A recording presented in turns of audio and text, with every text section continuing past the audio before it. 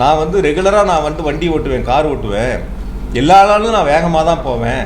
சில நாளாக நான் கார் ஓட்டிகிட்டு இருக்கேன், ஆனால் எல்லா நாளும் வேகமாக தான் போவேன். ஒரு நாளும் ஆக்சிடென்ட் ஆகலை. இன்றைக்கி மட்டும் எனக்கு எப்படி ஆக்சிடென்ட் ஆச்சுன்னு ஒருத்தர் கேட்குற மாதிரி இருக்குது. எல்லா ஊர்லேயும் கூட்டம் நடத்துகிறேன், எந்த ஊர்லேயும் நடக்கலை, இந்த ஊரில் மட்டும் ஏன் நடக்குங்கிற கேள்வி. நான் எல்லா நாளும் வண்டி ஓட்டுறேன், வேகமாக தான் ஓட்டுறேன். ஆனால் இந்த நாள் மட்டும் இன்றைக்கி மட்டும் எனக்கு எப்படி என் கார் ஆக்சிடென்ட் ஆச்சுன்னு கேட்குற மாதிரி இருக்குது. பொதுவாக ஒரு அரசியல் கட்சினால் நான் இது கருத்துக்காக அரசியலுக்காக சொல்லலை. பொதுவாக ஒரு அரசியல் எந்த அரசியல் கட்சினாலும் சரி, ஒரு கூட்டங்கள் நடத்துகின்ற பொழுது அந்த அரசியல் கட்சியினுடைய தலைவர்கள் சீட்டோட அந்த வாகனத்தினுடைய பிரச்சார வாகனத்துடைய முன் சீட்டில் இருப்பாங்க. அல்லது கூட்டம் அதிகமாக இருந்தால் அந்த வாகனத்தின் மேலே ஏறி இருக்கக்கூடிய பொதுமக்களையும் தங்களுடைய தொண்டர்களையும் பார்த்து கையசைப்பாங்க.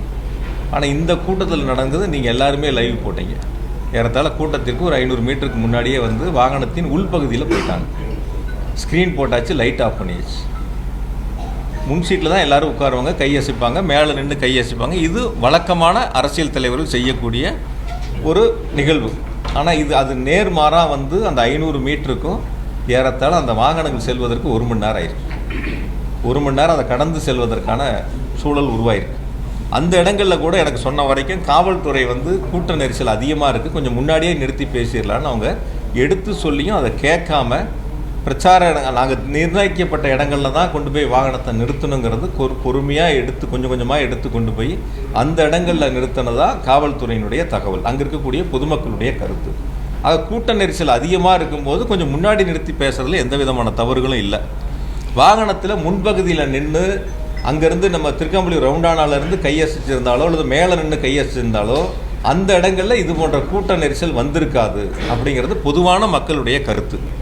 ஆக எல்லா இருக்கக்கூடிய மக்களும் கூட்ட இடத்திற்கு வர வேண்டும் என்பதற்காகவே இது போன்ற ஒரு நிகழ்வு ஏற்பட்டதா என்பது பொதுமக்களுடைய ஒரு சந்தேகமாக இருக்குது.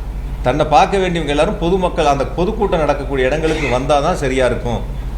அது வரைக்கும் முன் சீட்டில் இருக்கக்கூடியவங்க அந்த கூட்டத்துக்கு 500 மீட்டருக்கு முன்னாடி ஏன் வந்து வண்டிக்கு வாகனத்துக்கு உள்ளே போகணும், ஸ்க்ரீன் போடணும், லைட் ஆஃப் பண்ணணும்? இது ஒரு பொதுவான எதிர்மறையான கேள்விகள் இருக்குது. நான் இருக்கக்கூடிய பத்திரிகையாளர் எல்லாத்துட்டும் கேட்குறேன். தொடர்ச்சியாக எங்களுடைய இயக்கத்தின் சார்பில் பத்திரிகையாளர் சந்திப்பு நடத்தினாலும் இது மாதிரி கேள்விகள் இருக்கிறீங்க. சோசியல் மீடியாலேயும் இது போன்ற கேள்விகள் இருக்குது. இது வரைக்கும் யாராவது இந்த கூட்டம் நடத்தின அரசியல் கட்சியினுடைய தலைவர்கள், 2ஆம் மட்ட தலைவர்கள், அடுத்த நிலையில் இருக்கக்கூடியவங்க யாருக்கிட்டையாவது ஒரு கேள்வி ஒன்றும் முன் வச்சிருக்கணும், இல்லை அவங்களாவது அதுக்கான விளக்கங்கள் சொல்ல முன் வந்திருக்கணும். ரெண்டும் எதுவுமே இல்லை.